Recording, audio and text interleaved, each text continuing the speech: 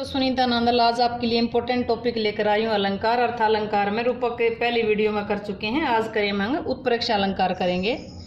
इस उत्प्रेक्षा मैंने पहले बताया, चाहे उपमा था, चाहे रूपक है, चाहे उत्प्रेक्षा है, उसमें उपमान और उपमेय दो शब्द आएंगे। उपमेय और उपमान। उपमेय है जिसकी तुलना की जाए, उपमान जिससे तुलना की जाए। सबसे पहले जिसकी तुलना की जाए, जिससे तुलना की जाए, एक को याद कर ले। उपमेय का मतलब है जिसकी। उपमेय का यहाँ मीनिंग मान के क्या चलेंगे, जिसकी भी, जिसकी तुलना की जाए। इसकी तुलना की जाए किसी से तो करेंगे तुलना, उपमान से करेंगे, तो उपमेय की तुलना उपमान से करेंगे। यह है जहाँ उपमेय में उपमान की संभावना बताई जाए, कल्पना की जाए। उपमेय में उपमान की संभावना या कल्पना की जाए। उपमेय में उपमान की संभावना या कल्पना की जाए, वहाँ कौन सा अलंकार होगा, उत्प्रेक्षा। इसकी पहचान है जनु, मनु, जानो, मानो। जनु का मतलब है जानो, मनु का मतलब है मानो। जिसमें ये शब्द आएंगे वहाँ कौन सा अलंकार होगा, उत्प्रेक्षा। सिर फट गया उसका, मानो अरुण रंग का गड़ाओ। सिर फट गया, सिर फट गया उसका, मानो ऐसा लग रहा था अरुण रंग का, लाल रंग का गड़ाओ। किसी का सिर फट गया कह दो, फूट गया कह दो, तो उसमें से जो खून निकला, तो सिर के चारों तरफ जो खून निकल रहा था, ऐसा जैसे गोल रंग का गोल सिर हुआ, तो सिर में से जो खून बह रहा था वो ऐसा जैसे घड़े में लाल रंग का घड़ा हो। खून का रंग लाल बता दिया। लाल है तो जैसे घड़े में घड़ा, जैसे मोदा घड़ा है तो उसमें से उस पर खून बिखरा हुआ हो, तो सिर फट गया उसका, उसका सिर इस प्रकार फट गया जैसे लाल रंग का घड़ा हो। ऐसा लग रहा था उसका सिर फटा हुआ, ऐसा लग रहा था, मानो कल्पना कर दी, उसका सिर फटा हुआ, फूटा हुआ ऐसा लग रहा था जैसे लाल रंग का घड़ा हो। सिर क्या है, इसमें उपमेय है, और लाल रंग का घड़ा है उपमान। तो सिर की उपमान क्या है, घड़े में कल्पना कर दी। सिर की कल्पना किस में कर दी, घड़े में तक कल्पना कर दी, इसलिए कौन सा अलंकार है, उत्प्रेक्षा। सोहत, अगला देखिए, सोहत ओढ़े पीत पट श्याम सलोने गात, मनो नीलमणि शैल पर आत्म परियो प्रभात। सोहत ओढ़े पीत पट श्याम सलोने गात।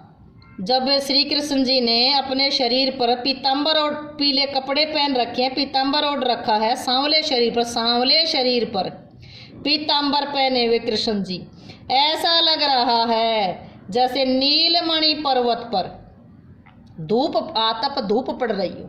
तो धूप का रंग यहाँ पीला बता दिया, नीलमणि जो पर्वत का है उसका रंग सांवला, मतलब जैसे कृष्ण के सांवले शरीर पर पीताम्बर की परछाई पड़ती है, पीले कपड़ों की जो शोभा है वो उसकी तुलना ऐसा कैसा लग रहा था, जैसा लग रहा था पीताम्बर पहने हुए श्री कृष्ण जी जैसे नीलमणि पर्वत पर धूप पड़ रही हो। नीलमणि पर्वत पर धूप पड़े, तो ऐसा लग रहा है, कल्पना कर रहा है यहाँ कवि को ऐसा लग रहा है कि जैसे नीलमणि पर्वत पर धूप सीधी पड़ रही हो। उस काल मारे क्रोध के तनु कांपने, उसका लगा मानो हवा के वेग से सोता हुआ सागर जगा। जब श्री कृष्ण जी ने अर्जुन को गीता का उपदेश दिया तो अर्जुन गुस्से में भर करके उस समय जब गीता का उपदेश दिया तो श्री कृष्ण जी के उपदेश को सुनकर के अर्जुन का शरीर क्रोध से इस प्रकार कांपने लगा। कैसे लगा, मानो हवा के वेग से, जैसे सोता हुआ सागर, हवा के वेग से, हवा की गति से सोता हुआ सागर जाग गया हो। कृष्ण की बात सुनकर के अर्जुन उसी समय गुस्से से इस प्रकार कांपने लगा जैसे हवा के वेग से सोता हुआ सागर जाग गया हो। मान ऐसा लग रहा था कवि को, उसका गुस्सा कैसा लग रहा था, हवा के वेग से जैसे सागर जाग गया हो। नेक्स्ट देखिए, जान पड़ता है नेत्र देख बड़े बड़े, हीरक में गोल नीलम है जड़े। बड़े बड़ी आंखों को देख करके जान पड़ता है, नेत्र देख बड़े बड़े, मतलब ऐसा जान पड़ता है, ऐसा लग रहा है, बड़ी बड़ी आंखों को देखकर जान पड़ता है, यहाँ अनुमान है, कल्पना, जान पड़ता है, ऐसा लग रहा है, मान रहे हैं हम, ऐसा लग रहा है कि बड़ी बड़ी आंखों को देख करके कैसा लग रहा है, जैसे हीरकों में गोल नीलम जड़ दिए। हीरक, हीरो में गोल, नीलम, नीलम एक रत्न है, हीरो में रतन जड़ दिए गए हूं, तो ऐसा लग रहा है, कल्पना करिए, उपमेय में उपमान की कल्पना है। उपमेय क्या है, इसमें नेत्र है, उपमेय क्या है? नेत्र है। नेत्र में क्या दिखाया है इसमें? ये उपमान। नीलम इसमें उपमान दिखा दिया। पद्मावती सब सखी बुलाई, पद्मावती सब सखी बुलाई, मनो फुलवारी सब चली आई। पद्मावती सब सखी बुलाई, सारी सखियां बुलाई, और वो सारी सखियां कैसे आई? मनु मानो फुलवारी सब चली आई, जैसे फूलों की फुलवारी सारी इकट्ठी चले। कल्पना की है, पद्मावती की सारी सखियां जब इकट्ठी होकर आ रही थी तो ऐसा लग रहा था जैसे कोई फुलवारी अपने आप इकट्ठी होकर चली आ रही हो। नील परिधान बीच सुकुमार, खुल रहा मृदुल अध खुला अंग, खिला हो जो बिजली का फूल, मेघवन बीच गुलाबी रंग। क्या कहता है? नीले परिधान के बीच में सुकुमार अच्छे शरीर वाला, खुल रहा मृदुल अध खुला अंग, खिला हो जो बिजली का फूल, मेघवन बीच गुलाबी रंग। मतलब ऐसा लग रहा था नीले आकाश में, मतलब नीले कपड़ों में जो उसका कोमल शरीर था वो ऐसा लग रहा था।